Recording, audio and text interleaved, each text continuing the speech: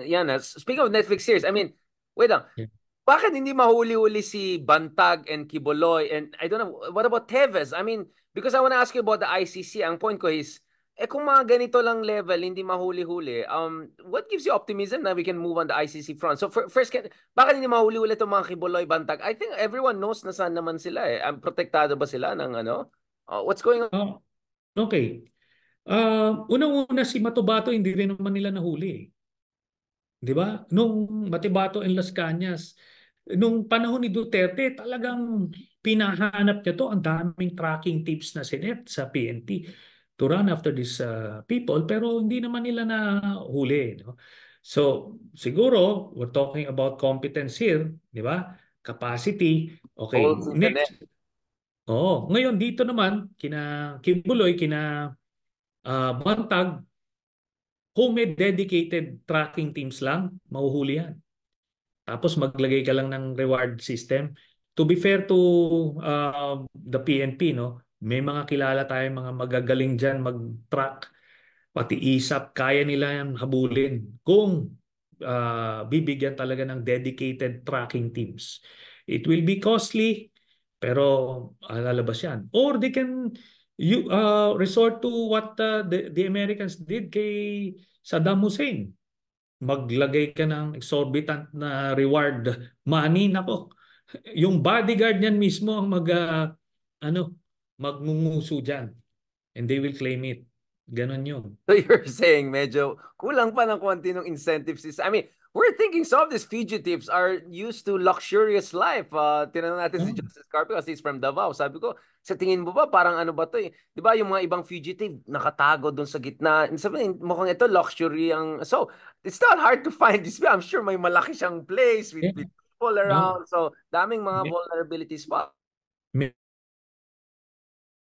And yun na nga yung vulnerable point nila. Pero maglagay ka ng reward money, mabalitaan yan. O merong, let's say, 10 million peso reward sa magbibigay ng information that will lead to the arrest nitong mga ito. Nako, isang magme-message diyan.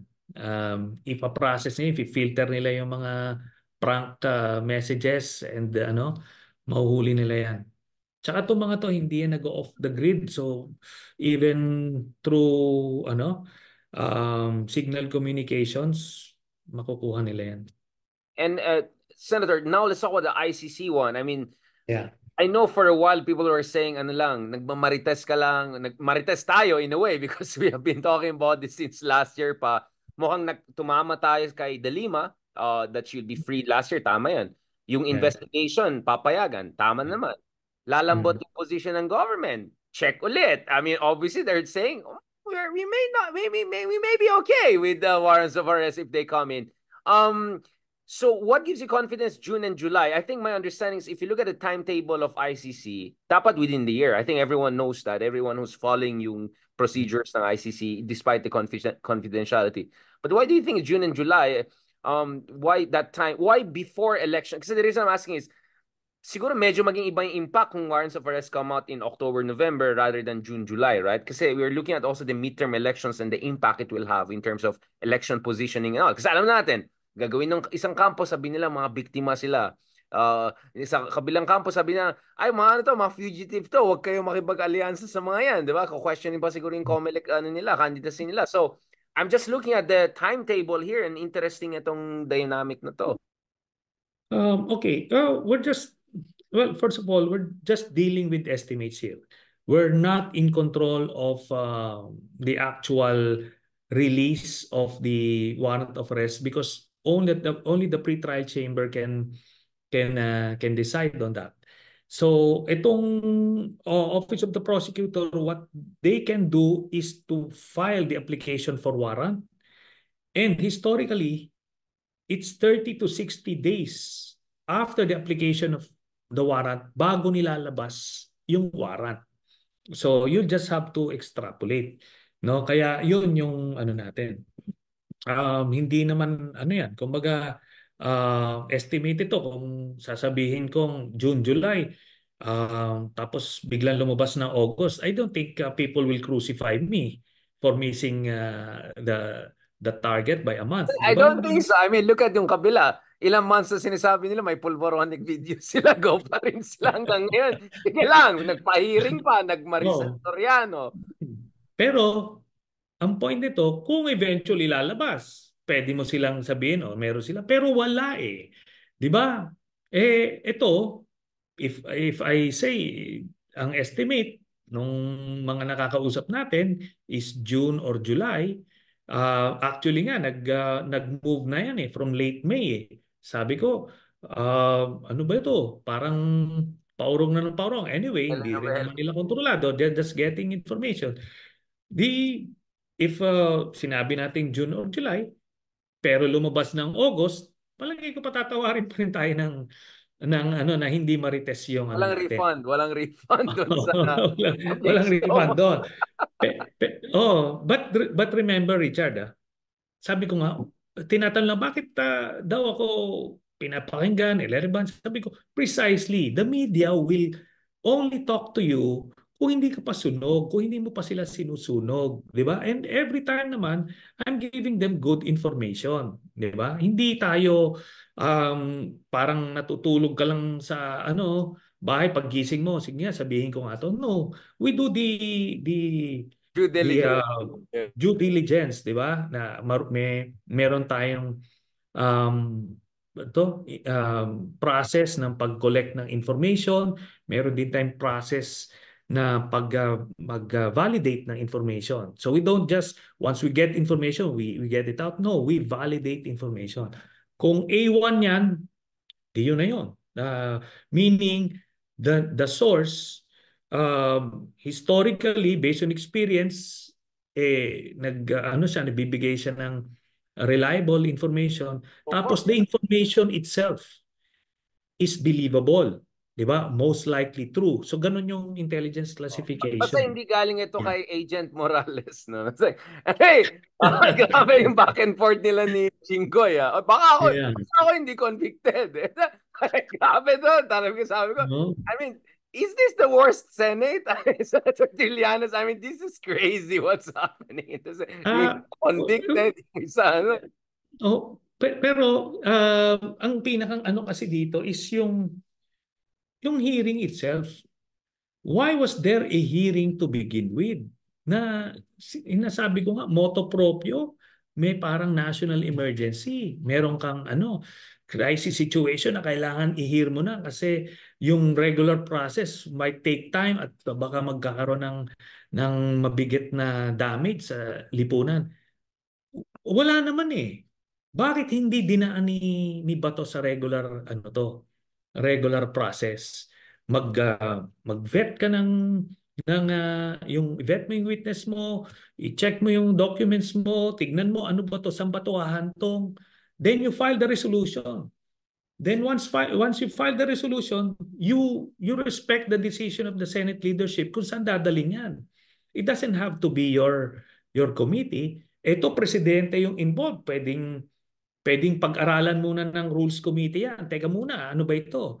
We need to make sure because we're putting the president here on the spot na unduly kasi ang allegation mo na gumagamit siya Oo.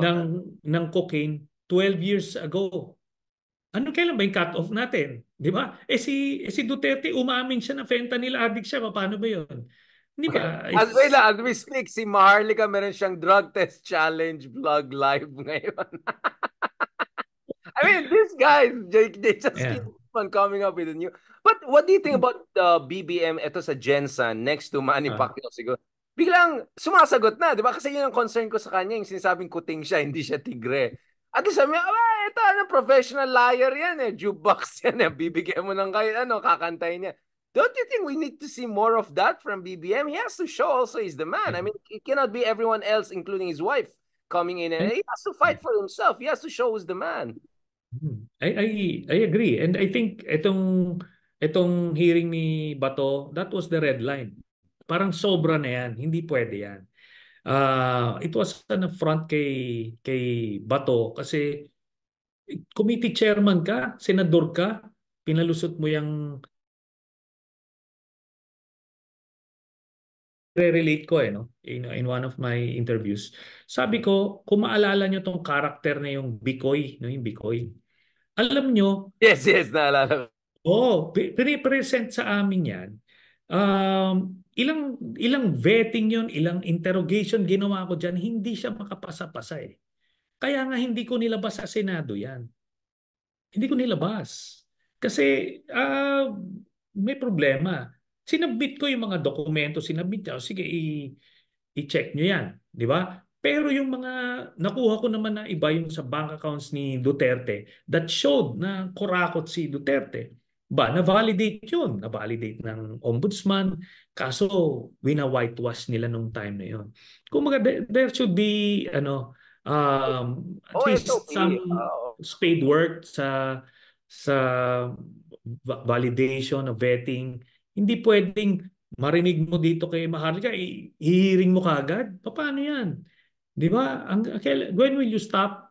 Kaya nga, which leads me to conclude na accurate yung communications plan na nakuha namin dito sa ouster plot.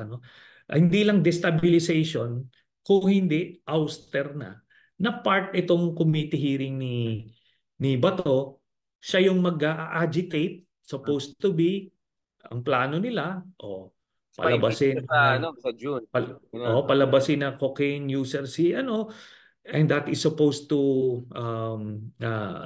lead to an outrage of the general public, which would lead to the AFP leadership withdrawing support. Ganon yung simpleng nila framework eh. Ang problema hindi nag-traction eh. Well, exactly. Oo, Naging kasi joke lang, yeah. hilaw eh. Oo. Ang problema ni Morales, nung tinanong siya, sino ba yung confidential agent mo? Hindi raw niya maalala. May problema tayo doon. Yun na yun. Lagapak na yun. Right. Speaking of this, I mean, I don't want to put you on the spot, but do you think the administration will work on it, will implement it, or will weaponize it as a kind of a Damocles sword should the warrants of arrest come in the coming months? Again, I don't want to put you on the spot, but the point is, what is your prognostication here? What factors will lead Marcos to act upon the warrants of arrest and hindi yung it's just there and nakalutang lang and then he will, dribble around it? Ako, ang tingin ko nga, he doesn't even need to decide or act eh. Kasi kung padadaanin ito sa Interpol, may international agreement in place na eh. Pagka lumabas siya na sa National Central Bureau sa PNP, yung pangalan ni Duterte na aarestuhin, they are supposed to act motu proprio. Hindi na kailangan didiktahan sila ni BBM na huliin yan. Di ba? Hindi na. Kasi they're supposed to do these things. Ministerial yon. Ngayon, kung naman magfa-file ng petition for TRO yung mga lawyers ni Duterte, which I am inclined to assume that they will do, di ba hold ngayon, hindi gagalaw yung PNP, not on the say-so of President Marcos, but on the say-so of the Supreme Court. So it's not on him. Ngayon, pag sinabi naman nung Korte Suprema at the end ng kanilang deliberations na meron silang basis, may jurisdiction, yung Interpol, hindi ito yung ICC kasi yung Interpol ang mag-aano sa atin eh. Di pagka-clear yung way, di Supreme Court din na nagsabi So na don't just pwede stand in arrestin. the way. You don't have to do anything. You don't have to lift your Yeah. finger. Just don't use your finger to block it. Parang ganun yung sinasabi mo. Yes. And just to be clear, the Supreme Court, sinabi niya may residual jurisdiction. Even if lumabas tayo from ICC, Yeah. applicable pa rin yung jurisdiction nila. Kaya hindi ko maintindihan yung sinasabi ni BBM na walang jurisdiction ng ICC. Sarili natin Supreme Court, unanimous on this issue. So you're saying Go lang. the elements are aligning. Yes, yes. Yeah. I think ang sinasabi niya, walang jurisdiction ngayon sa term niya. Which is accurate, pero maliwanag Supreme Court. I see what you're saying. Okay, I see what you're saying. So it's a play of context eh. 'Di ba? Pero ang kwan dito, even if nag-decide ng Supreme Court, magfa-file pa rin yan sila ng petition for TRO because they need to stop the PNP arresting teams from enforcing the warrant. 'Di ba? Stop nila 'yon. Pagka after ng deliberation, sabi na, wala, talagang may basis eh. O sige, ililift na yung TRO, meron ng decision Korte Suprema that the PNP can arrest Duterte. Plus, meron tayong ang batas, no, yung Republic Act 9851. Ito yung law that defined the crime of crimes against humanity, genocide, etc. At nakalagay doon sa jurisdiction mismo, Section 17, they can Google this. Nakalagay doon, the Philippine authorities may surrender a person who is accused of crimes against humanity by an international criminal court. Kumbaga, you cannot be more specific than that. Pwede natin i-turn over. Nakalagay doon sa There. batas yun. The 2009 law ito, which was never declared unconstitutional.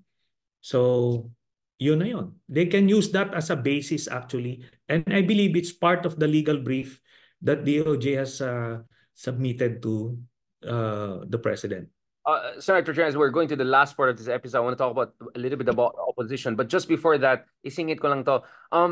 Obviously, Bato could be facing a warrant of arrest. So obviously, he has an interest in this whole Pulveron Yeah. Marites hearing, right? I mean, let's just say it for what it is, right?